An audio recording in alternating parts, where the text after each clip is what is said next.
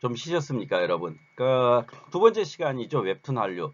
웹툰 한류는 그냥 한 20분 정도? 그 정도로 짧게 하고 마치는 정도로 하겠습니다. 그렇게 뭐 이야기할 부분들이 많은 것도 아니고요. 그 다음에 이 웹툰이라는 것 자체가 실제로, 한국에서 만들어진 이 새로운 그 만화의 한 형식이죠. 그러니까 보통 이제 우리가 만화 하면은 망가라는 말을 많이 하거든요. 그러니까 왜 그러냐면 일본이 만화의 강국이지 않습니까?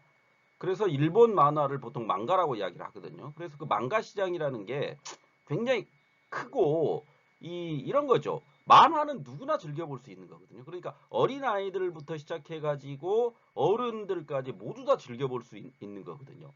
그리고 저도 지금 이제 어른이 되었지만 가끔 심심할 때 이 만화를 즐겨 보거든요. 그 사이트에 들어가 가지고 그랬을 때 이 만화라는 것이 그만큼 다양한 연령층에게 소비될 수 있는 건데, 에, 이 웹툰이라는 것은 말 그대로 웹 안에 만화라는 거죠, 일종의. 그러니까 웹이라는 이 특수한 공간 안에죠. 이 인터넷이라는 특수한 공간 안에 만화를 그려내는 형식이 원래 없었는데 그걸 한국적인 것으로 만들어서 웹툰이라는 것을 만들어낸 거거든요. 어, 그래서 이제 이런 웹툰에 대한 그 전반적 이야기를 좀 해보도록 하겠습니다. 이 웹툰이라는 것이 그러니까 현재의 어떤 웹툰 한류의 어떤 현황이라는 것은 만화 산업이 이제 증가세에 있다라는 거죠. 그러니까 인쇄 만화 시장, 그 우리가 이제 흔히 얘기하는 만화책으로 대변되는 그 인쇄 만화 시장은 감소세에 비해서 디지털 만화 분야, 그러니까 웹을 통해 가지고 볼 수 있는 디지털 만화 분야는 성장하는 추세라는 거죠. 그렇게 되다 보니까 디지털 미디어 플랫폼의 어떤 중요성이 갈수록 증가되고 있는 추세라는 겁니다. 그래서 이제 그 시장 자체가 이제 그 어떠한 인쇄 만화 시장에서 디지털 만화 시장으로 점차 이렇게 이전되는 형태로 되고 펼쳐지고 있다는 거죠, 현재가.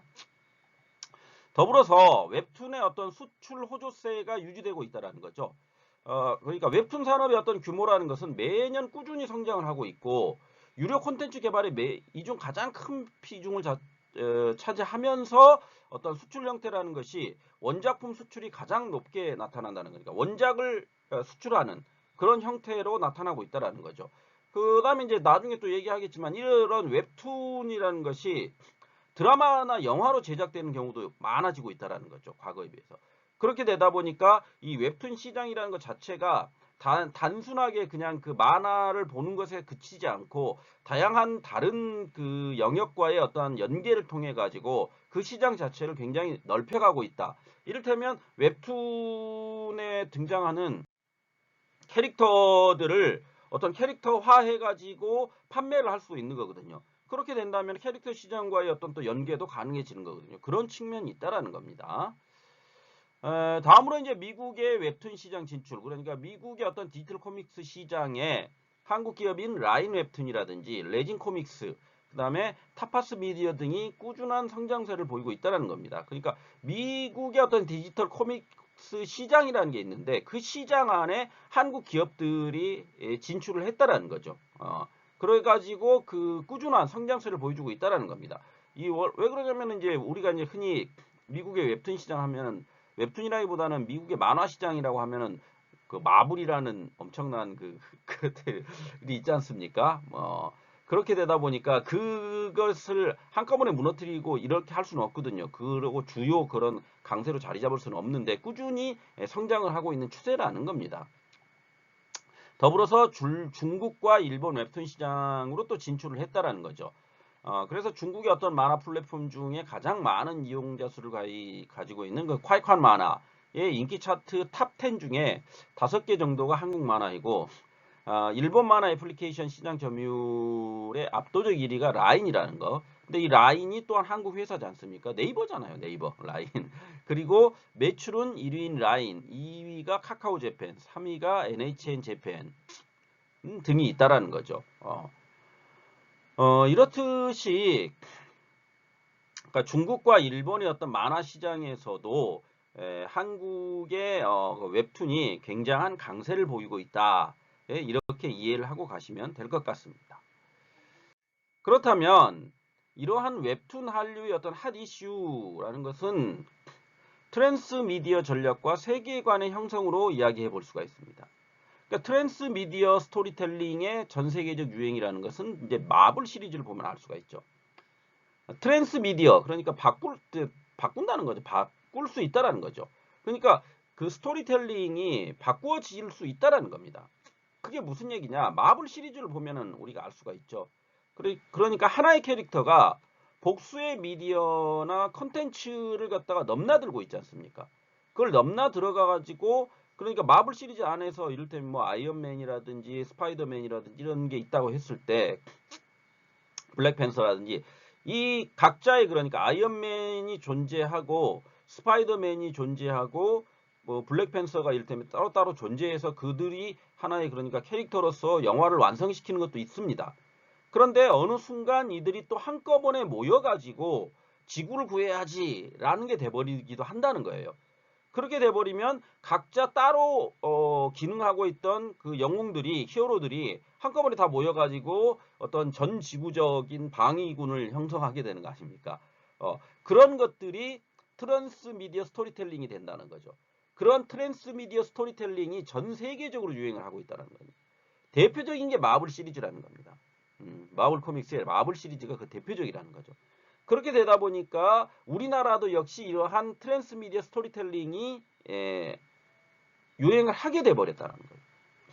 더불어서 그러한 트랜스미디어 스토리텔링을 통한 세계관이 확산이 된다는 겁니다.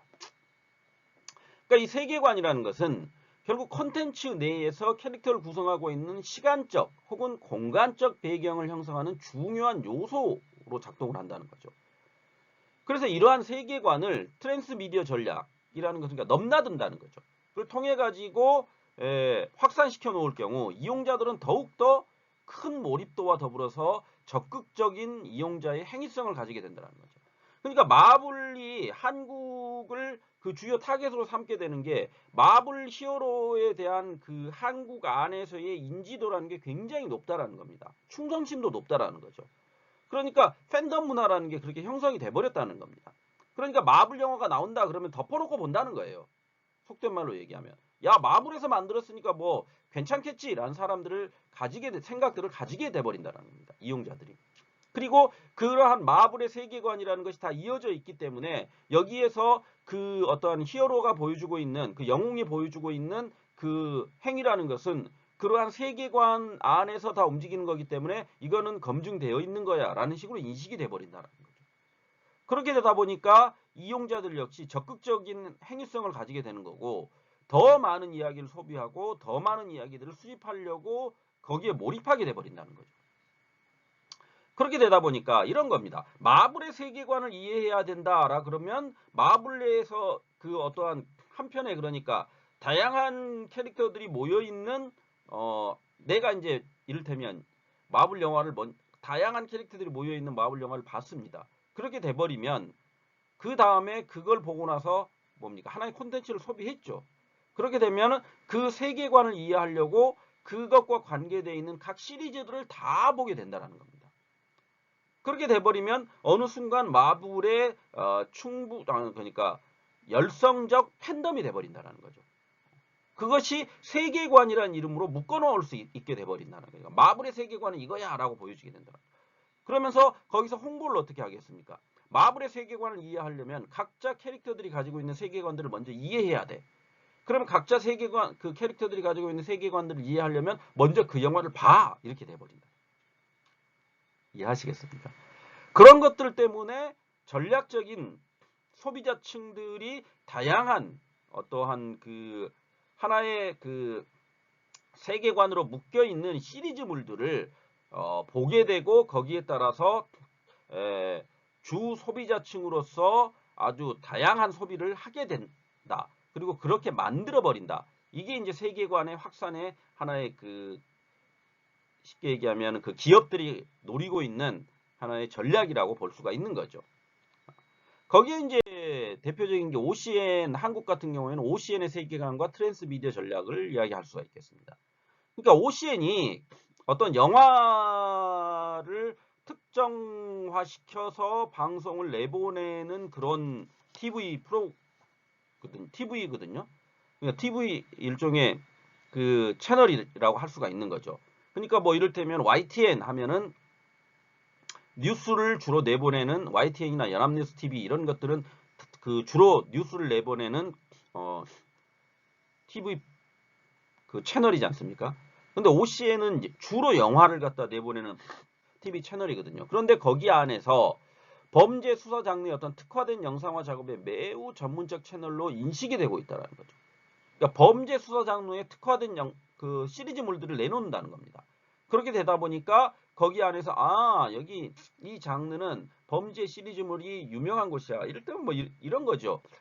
CSI 미드 중에 CSI가 대표적인 거 아닙니까? CSI 그 시리즈 자체가 뭐 이를테면 CSI 마이애미 뭐 그러니까 그 굉장히 다양하지 않습니까? 그런 시리즈들이 나올 수 뭐 CSI 뉴욕이라든지 뭐 이렇게 나올 수 있었던 게 뭐냐면 그 미디어를 주요하게 볼 수 있는 그 타겟층을 만들어 가지고 그 프로그램 자체를 거기 안에다가 이를테면 사람들이 여기 이런 시리즈물을 보려면 이 채널을 봐야 돼라고 하게끔 만들어 버린다는 겁니다. 그렇게 되다 보니까 온에어뿐만 아니라 웹툰, 책, VR 등 트랜스미디어 스토리텔링을 통해 가지고 세계관이 구축이 되고요. 그 스틸러하우스라는 오프라인 팬덤을 통해 가지고 적극적인 스토리테인먼트를 구축해 가지고 부가가치를 높이고 있다는 겁니다. 그러니까 스릴러하우스라는 오프라인 팬덤이 형성돼 버렸다는 거예요. 범죄 수사 장르에 특화된 영상화 작업을 계속 하다 보니까 그럼 OCN에서는 스릴러하우스에 가입을 해야 돼. 그리고 그 안에서 어떠한 팬덤 문화를 형성을 해야 되고 그거에 의해서 우리는 계속 상호 관계성을 맺으면서 나가야 돼. 그게 어떠한 OCN의 세계관을 이해하는 거야. 이런 식이 돼버렸다. 일종의. 다음으로 이제 이러한 그 OCN이라는 TV 프로그램이 세계관을 구축했듯이 웹툰 안에서의 세계관 구축을 했던 대표적 기업이 이제 Y랩이라고 할 수가 있거든요. 그래서 이 Y랩이 한국형 어떤 웹툰 세계관 구축에 일조했다라는 거죠. 그래서 죄송합니다. 이 Y랩이 슈퍼스트링이라는 것을 해가지고 이 슈퍼스트링이라는 게 결국 지구 멸망의 위기에 놓여 있는데 그러한 지구 멸망의 위기에서 악의 세력과 맞서는 능력자들. 그러니까 아까 이제 말씀드렸다면 미국에서는 이제 일종의 마블이죠. 마블 시리즈 안에 어떤 히어로들과 똑같은 거죠. 그런 것들을 Y랩에서 구축해냈다는 겁니다. 세계관을. 그래서 시면의 하늘이라든지 테러맨, 부활남, 아일랜드, 신암행어사 등 13개의 작품을 통해 가지고 네이버 웹툰 안에 슈퍼스트링 전용관을 만들어내는 성과를 거두어냈다라는 거죠. 그러니까 슈퍼스트링 전용관이라고 하면은 뭐 그 시면의 하늘, 테러맨, 부활남, 아일랜드, 신암행어사 이런 각각의 캐릭터들이 다 모여가지고 13개의 작품 안에 어떤 캐릭터들이 각각의 존재하면서 그 안에서 또한 그들끼리의 어떠한 악의 세력과 맞서는 모습들이 서로 간의 세계관 구축이라는 것은 결국 뭡니까? 트랜스미디어 전략이라고 얘기를 했지 않습니까? 트랜스미디어 스토리텔링을 통해 가지고 그러한 세계관이 구축됐다라는 거죠. 그게 이제 대표적인 게 Y랩이라는 겁니다. 이 Y랩. 이 Y랩을 통해 가지고 그러한 부분들이 구체화되면서 세계관을 한국적 세계관을 구축해냈다는 거죠. 그러니까 저도 이제 그 Y랩의 그 여기 것들은 뭐 많이 보지는 않고 잠깐 보기는 했었는데 일단 재미는 있습니다. 재미는 있고 굉장히 어떠한 그 구성이나 이런 게 있어서 굉장히 탄탄한 구성력을 보여주고 있더라고요. 그러니까 물론 이제 그거에 대해서 제가 뭐 왈가왈부 평가하고 이럴 것까지는 아니고요. 다만 이제 여러분들이 뭐 관심이 있으시면 이 슈퍼스트링은 한 번 정도 그냥 이런 것들이 있구나라는 식으로 보는 것도 괜찮다라는 생각을 해봅니다. 그냥 재미삼아서 보는 거죠, 그냥. 다음으로 이제 웹소설의 웹툰화, 그 다음에 웹툰의 영상화라는 게 있죠. 이것은 이제 무슨 얘기냐면 웹툰 IP의 방송 영상화라는 거죠. 그러니까 웹툰의 어떤 지적 재산권이라는 것이 방송으로 만들어지게 됐다는 거예요. 그러니까 네이버의 웹툰 드라마화가 가장 적극적인 플랫폼으로서 이제 네이버 TV가 나오게 되거든요. 그러니까 대표적인 게 이제 마음의 소리라는 그 웹툰이거든요. 그러니까 마음의 소리라는 그 웹툰이 있고요. 그 마음의 소리를 KBS 그러니까 네이버 TV에서 처음에 그 드라마로 만듭니다. 마음의 소리라는 드라마로. 그래서 이제 그 남자 주인공으로 이광수가 아마 제가 나온 걸로 알고 있는데 그렇게 해가지고 만들었습니다. 그 마음의 소리는 제가 그 굉장히 재밌게 본 웹툰이거든요.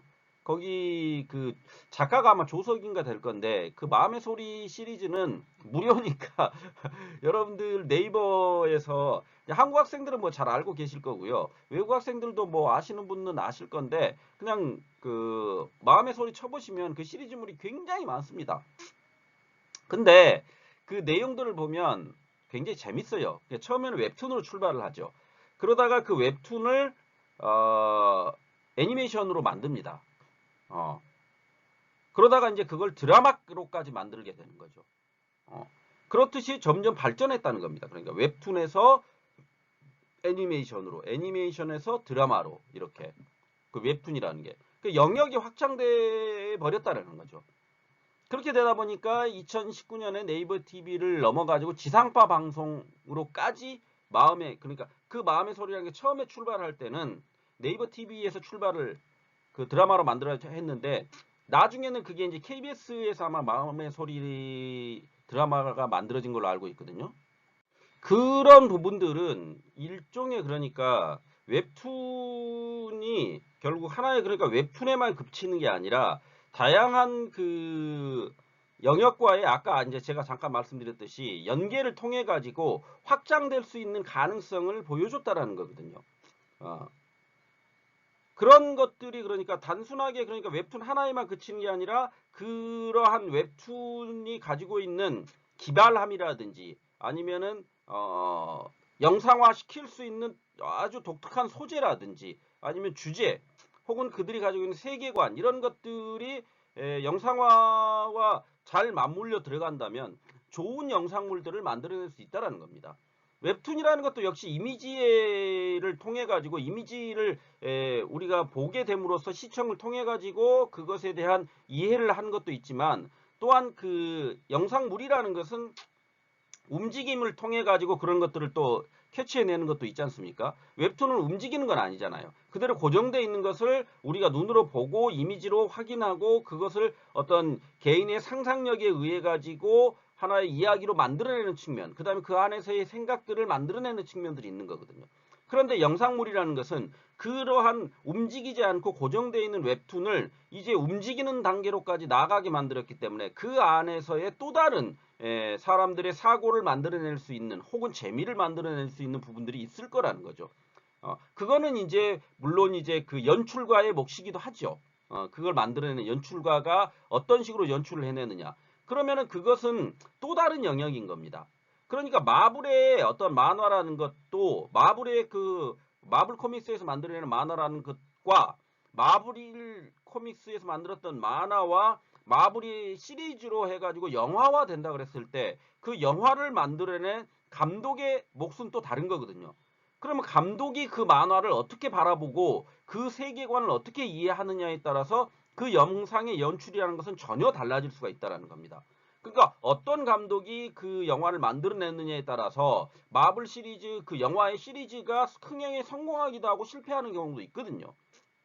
그러니까 동일한 스파이더맨인데 이를테면 감독이 바뀌었다. 그랬을 때 그 바뀐 감독에 의해 가지고 그 영화가 성공하기도 하고 실패할 수도 있다라는 겁니다. 이를테면 그런 사례들이 비일비재하거든요.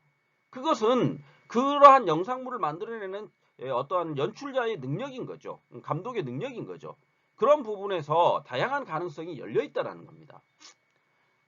그렇다 그랬을 때 이러한 웹툰 영상화의 이점이라는 것은 소재 고갈의 문제를 벗어날 수 있다는 거죠. 더불어서 팬덤과 이용자층을 확보할 수 있다는 겁니다. 뭐냐면 이런 거죠. 마음의 소리를 좋아하는 저 같은 경우 이제 마음의 소리를 좋아한다고 칩시다. 그러면 마음의 소리를 굉장히 웹툰으로 즐겨 봤습니다. 그런데 그게 어느 순간 애니메이션으로 만들어졌어요. 움직이는 영상물로 만들어졌어요. 만화인데. 그러면 그거를 보겠습니까? 안 보겠습니까? 당연히 보게 된다라는 거죠. 그게 팬덤이 된다라는 겁니다. 그리고 주요 소비층이 된다라는 거죠. 그러면 그것이 또 드라마로 만들어진다 그랬을 때, 이 드라마는 어떻게 됐을까? 내용이 어떻게 바뀌었을까? 라고 생각을 하면서 또 보게 된다라는 겁니다. 그러면 그만큼 뭡니까? 당연히 웹툰의 어떠한 그 이용자층이 그대로 영상물의 이용자층으로 유입될 수 있는 그 효과를 만들어낼 수 있다는 거죠. 그런 것들이 웹툰 영상화의 이점이라고 할 수가 있는 겁니다. 더불어서 드라마나 영화의 장르적 한계를 뛰어넘을 수 있다는 거죠. 그러니까 드라마나 영화들이 가지고 있는 장르적 한계라는 것은 그 상상력 부분들입니다. 상상력 부분에 있어서 드라마나 영화가 가지고 있는 한계라는 부분들도 있거든요. 근데 그거를 웹툰이라는 영역이 뛰어넘는 거죠. 그러니까 실제로 우리가 생각해 보면 마블 코믹스에서 만든 만화들, 영웅 히어로들의 만화는 실제로 현실 세계에서 일어날 수 있는 일입니까? 전혀 아니죠. 그런데 우리가 그 마블 코믹스에서 나왔던 그 만화의 어떠한 소재, 그 다음에 그것이 가지고 있는 세계관, 이러한 것들을 이해하게 되면서 그게 하나의 영화의 영상물로서 만들어진다 그랬을 때 또 다른 장르적 한계를 뛰어넘는 영상물로서 존재할 수 있게 된다는 겁니다. 아, 이게 과연 실현 가능할까 했는데 그거를 만약에 그 영화 감독이 제대로 연출을 해가지고 만들어냈다면 사람들은 그걸 보면서 야, 이렇게도 영화를 만들 수 있겠구나 라는 생각들을 가지게 된다는 거죠. 그것은 결국 인간이 가지고 있는 상상력을 좀 더 발전시킬 수 있는 계기를 마련해 준다는 겁니다. 그런 것들이 차츰차츰 쌓여가지고 영상물의 어떠한 그 무궁무진한 소재라든지 이런 것들이 좀 더 확장될 수 있다는 거죠. 그게 웹툰이 가지고 있는 상상력의 강점을 영상과 연결시켜서 이점으로 드러낼 수 있다. 이런 측면으로 이야기해 볼 수가 있을 겁니다. 다음으로 이제 얘기해 볼 수 있는 게 글로벌 성공 모델 가능성입니다. 그래서 노블 코믹스의 김비서가 왜 그럴까의 경우처럼 웹소설이 웹툰화되고요. 이 웹툰이 영상으로 만들어지는 거죠. 시리즈물로. 그렇게 됨으로써 원작의 어떠한 IP 확장 가능성을 통해 그러니까 원작이 웹소설이었거든요. 그런데 그것을 이제 웹툰으로 만들어요. 그렇게 되다 보니까 너무 재밌어요. 그렇게 되면 그걸 뭡니까? 이제 영상물로 만들지 않습니까? 그럼 김비서가 왜 그럴까? 그 영상물 여러분들 뭐 아시고 계시지 않습니까? 그 남자 주인공이 박서준이고 여자 주인공이 박민영이지 않습니까? 그 내용은 너무 뻔하거든요. 뻔한 스토리거든요.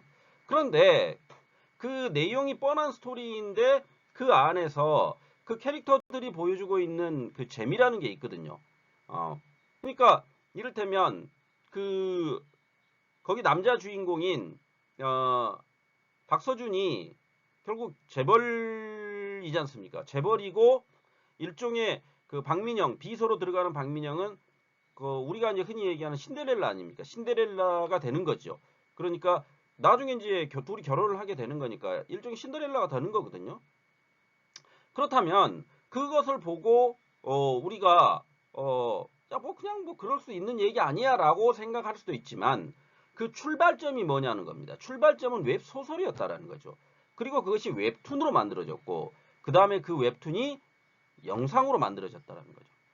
그것은 결국 뭐냐면 다양한 그 장르 간의 연계성과 그 장르 간의 연계성이라는 것이 어떠한 그 한류, 웹툰 한류의 확장성을 높여줄 것들, 가능성들을 다 가지고 있다는 겁니다. 그러니까 레진 코믹스가 만든 킹덤, 레진 코믹스의 킹덤이라는 그 웹툰이 결국 넷플릭스에 의해 가지고 만들어지지 않습니까? 그렇게 되다 보니까 글로벌 성공을 거두고 있잖아요. 그러면 그 킹덤이라는 게 웹툰에서 출발했다는 것을 외국인들은 모를 수도 있습니다. 그렇지만 그 웹툰을 통해 가지고 어떤 만화적 그러니까 상상력이라는 것이 영상으로 만들어지고 그 영상물을 통해 가지고 외국인들에게 킹덤이 성공을 했던 것은 뭐냐면 독특함과 이질적인 것들이거든요. 이 앞번에도 제가 잠깐 말씀드린 적이 있지만 킹덤이라는 것이 결국 뭡니까? 좀비 얘기잖아요. 그럼 서양 좀비라는 것이 가지고 있는 그 좀비의 특성이라는 것, 그 다음에 복장의 뭐라고 해야 되나? 똑같은 거야. 복장이 단일하고 동일함. 이런 것들에서 오는 좀비물에 대한 어떤 면에서 보면은 또 똑같은 좀비물이네 이런 생각을 가질 수 있다는 거죠. 근데 킹덤은 복장부터가 조선시대를 배경으로 하다 보니까 완전히 달라버리지 않습니까? 그러니까 서양인들이 보기에 봤을 때 이런 복장에 이런 좀비물도 만들어질 수 있구나라는 생각을 가지게 만들었다는 거죠. 그것이 어떠한 가능성이라는 겁니다. 가능성. 웹툰이 가지고 있는 가능성이라는 것이 그만큼 다양해진다라는 거죠. 왜 그러냐면 만화는 만화적 상상력이라는 것은 뭐라고 해야 될까요? 그러니까 현실 세계에서는 일어날 수 없는 판타지적 요소들이 가미되는 것들이 대단히 많지 않습니까? 그러니까 이런 거죠. 그 사극을 만들어도 퓨전 사극이라는 게 있잖아요. 그러니까 현대의 배경이 현대였다가 갑자기 어떠한 타임머신의 작용에 의해 가지고 이 주인공이 과거로 가버려 가지고 그 과거에서 벌어지는 일들을 영상물로 만들어내는 그런 것들이 대단히 많이 있지 않습니까? 그거는 그만큼 인간이 가지고 있는 상상력의 한계를 갖다가 뛰어넘을 수 있는 것으로 작동을 한다는 거죠. 그러니까 이 인간이 이런 겁니다. 우리가 이제 특이점이라는 말들을 하곤 하거든요. 그럼 이 특이점이라는 것이 어떠한 그러니까 인간이 가지고 있는 어떤 상상력이라든지 인간이 가지고 있는 지금 현재의 과연 저걸 가능할까라고 하는 것들이 특이점의 시기가 오게 되면 그걸 훨씬 뛰어넘는 새로운 것들이 만들어진다는 겁니다. 그러면 인간이라는 존재 자체가 과연 우주 안에서 어떻게 인식되어야 하느냐를 갖다 고민하게 만들어버릴 수 있다는 거죠. 그러니까 우리가 AI는 이런 거죠. 이 AI는 인간의 어떠한 그 정서적인 면들을 그대로 복제할 수 없기 때문에 저것은 기계이기 때문에 인간을 뛰어넘을 수 없어라고 우리가 보통 단순화해서 이야기를 하거든요. 그런데 특이점의 시대가 오게 되면 그걸 뛰어넘어 버릴 수 있다는 겁니다. 그러니까 AI라는 것이 기계라는 것이 인간이 가지고 있는 사고적 특수성을 뛰어넘는 기계가 만들어질 수도 있다는 거예요. 그게 무섭고 두려운 거거든요. 어떤 면으로 보면 인간이.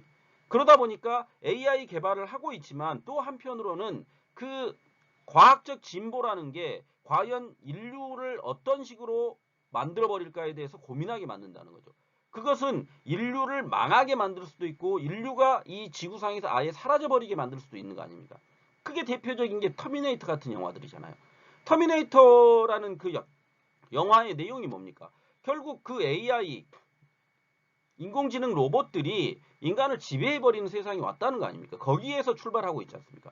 그렇게 되니까 그것을 막기 위해서 인간이 어떻게든 그 미래의 어떤 지도자를 살리려고 노력하는 그 과정이 터미네이터 아닙니까? 그것은 미래라는 것이 어떻게 될지 모른다는 거죠, 일단은. 그렇지만 그 미래에 대한 전망이라는 것을 다양화해서 우리가 생각해 볼 부분들이 있다는 거죠.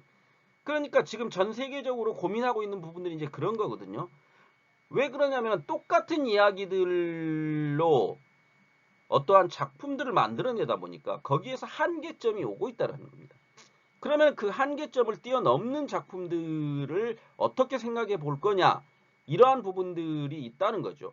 그런 부분들에 있어서 인간이 가진 상상력들을 무한하게 무궁무진하게 펼쳐낼 수 있는 부분들이 웹툰이라는 겁니다. 그런 측면에서 이 웹툰 한류의 전망이라는 것은 결국 세 가지 정도로 이야기해 볼 수가 있겠죠. 그래서 웹툰의 IP 확장이라는 거죠. 그래서 국내 웹툰의 수요라는 것이 한계에 이른 시점에서 글로벌이나 사업 확장성이 높은 IP를 확보해 가지고 그에 집중 투자하는 전략이 필요하다는 거죠. 더불어서 웹툰 한류의 글로벌 성공 가능성을 높이기 위해서는 각각의 어떤 수출 국가와 그 미디어마다에 맞는 전략으로 웹툰을 제작해야 된다는 거죠. 그러니까 그 현지화 전략이라는 거죠, 일종의. 그래서 제작과 기획 단계부터 글로벌 확장 가능성을 염두에 둔 작가들 간의 어떤 공동 창작 방식들까지 고려해 봐야 된다는 거죠. 지금 그 작가들 간의 공동 창작 방식이라는 것은 굉장히 넓은 분야에서 다양하게 이루어지고 있지 않습니까? 뭐 BTS의 곡들 같은 경우도 버터라는 곡을 보면 그 작사 작곡가들이 여러 명이거든요. 그건 공동 작업이거든요. 그렇듯이 웹툰이라는 것도 충분히 그러한 공동 작업의 가능성이 열려 있다라는 겁니다. 그걸 통해 가지고 각각의 어떠한 그 작가들이 가지고 있는 특성을 잘 조화시켰을 때 좋은 작품이 나올 수 있다라는 거죠. 그러한 작업들을 해야 된다라는 거죠. 다음으로 이제 마지막으로 생각해 봐야 될 게 바로 저작권 인식의 변화라는 겁니다. 그래서 웹툰이 한국에서 시작된 새로운 만화 형식이기 때문에 그만큼 글로벌 확산 가능성이 높다는 거죠. 그렇지만 국산 콘텐츠임을 감안해 가지고 이러한 것들의 지적재산권을 침해할 수 있는 부분들에 대해서 정부의 노력이 필요하다는 겁니다. 또한 더불어서 국민 개개인들이 어떤 웹툰의 불법 복제를 하지 않으려는 노력이 같이 병행될 때 웹툰 창작자들이 설 수 있는 길이 넓어지게 될 것이고, 더불어서 웹툰 한류의 전망 또한 밝게 될 거라는 거죠. 그러니까 저작권을 보호해주는 그러한 인식이 필요하다는 겁니다. 이해하시겠죠? 이런 것들이 이제 웹툰 한류의 전망이라고 할 수가 있습니다. 그래서 뭐 이런 정도로 웹툰 한류에 대해서 좀 이야기를 맞춰볼까 합니다. 이거 뭐 한 20분에 끝나려고 했는데 조금 30분이 더 넘어버렸네요. 그래서 이제 여기 지금 보시면 유튜브로 제가 링크를 한 6개 정도 마련해 놨습니다. 아무래도 이제 이게 그 어떠한 그 여러분들과 제가 그러니까 수업으로서 여러분들에게 이야기해 줄 수 있는 마지막 시간이기 때문에 다양한 유튜브 영상물들을 지금 해놨습니다. 그래서 처음에는 이제 어떠한 이탈리아 밀라노 엑스포에서의 어떤 한식에 대한 이야기를 좀 시간이 지나긴 했지만 그 담겨 있는 영상물을 했고요. 두 번째가 이제 K푸드에 대한 이야기. 그 다음에 세 번째가 역시 음식 한류에 대한 이야기가 되겠고요. 그러니까 세 번째까지는 음식 한류에 대한 이야기입니다. 그 다음에 네 번째가 세계 웹툰 포럼. 그래서 웹툰에 관련된 이야기를 다루었는데, 이제 다섯 번째, 여섯 번째는 조금 여기 이 음식 한류와 웹툰 한류는 조금 벗어나 있는 부분들입니다. 그래서 다섯 번째 것이 이제 K게임, 그러니까 게임 한류에 대한 이야기를 다루고 있는 이야기고요. 그 다음에 마지막 것이 이제 어떤 코로나 이후에 어떤 한국과 세계의 변화, 이거에 대한 이야기를 좀 다루고 있는 거기 때문에 시간이 되신다면 이거는 봐두시는 것이 더 괜찮다고 생각을 합니다. 근데 그걸 뭐 이번 주에 다 보려고 하지 마시고요. 시간이 될 때 조금씩 봐놓으시고 그 부분들을 나중에 여러분들이 이제 어떠한 그러니까 교수자로서 학생들에게 이러한 것들을 가르치게 될 때 활용할 수 있는 부분들이라는 그런 측면에서 제가 좀 다양한 것들을 좀 많이 좀 욕심을 부려서 제가 좀 소개를 했습니다. 링크를 좀 많이 해놨고요. 그러니까 여기 이 링크 같은 경우에는 모든 걸 다 보라는 게 아닙니다. 제가 그리고 하나 정도를 링크를 걸어 놓을 거고요. 나머지는 여러분들이 시간이 되실 때 그 영상물을 시청을 하시고 그거를 나중에 이제 여러분들이 어떠한 수업을 할 때 활용하실 수 있는 영상물들이라는 생각을 해서 알려드리는 그런 측면이 있는 겁니다. 이상으로 이제 어떠한 그 한류에 대한 모든 이야기를 좀 마칠까 합니다. 여러분들이 이제 그 저희가 3주에 걸쳐 가지고 한류에 대해서 좀 이야기를 했거든요. 물론 이제 그 한류의 여러분들이 그 제가 이제 말씀드렸던 한류의 부분들에 대해서 새롭게 인식하신 부분들도 있고 기존에 알고 있었던 것들도 있었을 겁니다. 분명하게. 그렇지만 또한 새롭게 여러분들이 인식했던 부분들은 여러분들이 이러한 것들이 한류에 이러한 측면들이 있었구나. 특히 이제 이 한류라는 것을 단순하게 하나의 유행쯤으로 생각하는 한국인들이 대단히 많습니다. 어떤 면에서 본다면. 그런데 이제 이 한류라는 게 이제 더 이상 하나의 유행에 그치지 않고 이걸 좀 더 하나의 문화 코드로서 확장을 시켜가지고 이 한류를 지속시킬 수 있는 게 필요하거든요. 그런 측면에서 여러분들 역시 한국어를 가르치는 교수자로서 그 한류를 지속시키는데 일조할 수 있는 부분이 있다고 생각을 합니다. 그러한 부분들을 어떻게 내가 그러니까 교수자로서 학습에 연계를 해가지고 활용을 하게 될까, 이런 부분들을 좀 생각해 보셨으면 하는 마음을 가져봅니다. 듣느라고 수고들 하셨고요. 이제 14강의 무엇을 여러분들이 해야 될지에 대해서는 제가 그 영상물을 통해서 공지를 해드릴 겁니다. 그러니까 이 13강까지 이제 이론 수업이 다 맞춰졌다라는 식으로 생각하시고 가시면 될 것 같습니다. 듣느라고 수고들 하셨고요. 다음 시간에 또 뵙도록 하겠습니다. 감사합니다.